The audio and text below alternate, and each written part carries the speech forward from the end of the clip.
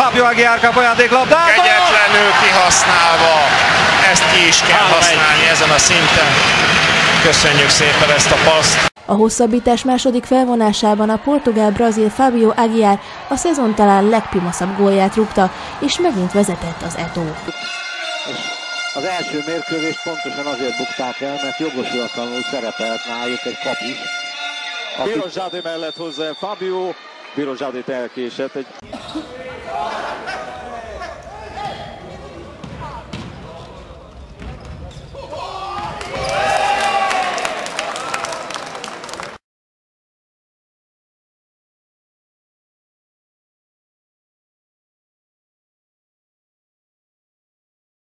Il palo esterno e il cronometro segna il settimo quando Aguiar, imbeccato da Costa, indovina un pregevole colpo di tacco per l'1-0 dei biancoblù.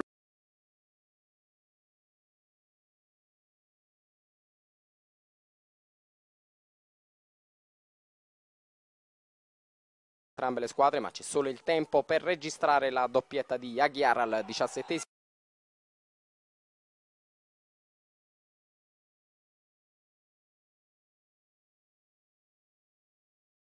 Lupu oprit de Răducu, dar Rocea reușește, Aguiar dar Rocea să deschidă scorul minutul 12. Iată, pe o greșeală făcută de antrenorul Robert Lupu, Răducu insistă la acea minge și Darocea din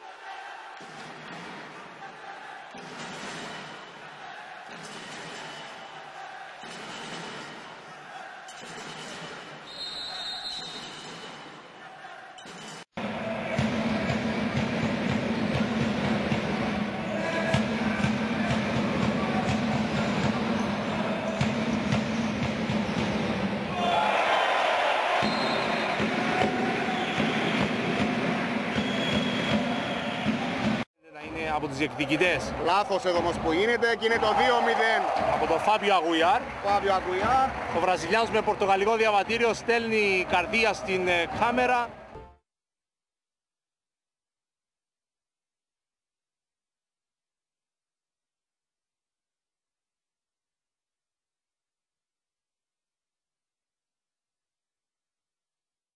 Τον Χρήστο Κωνσταντίνου. Παραμένει το 0-0. Γκολ για την ΑΕΛ με τον Φάμπιο Αγουιάρ. 1-0 μπροστά.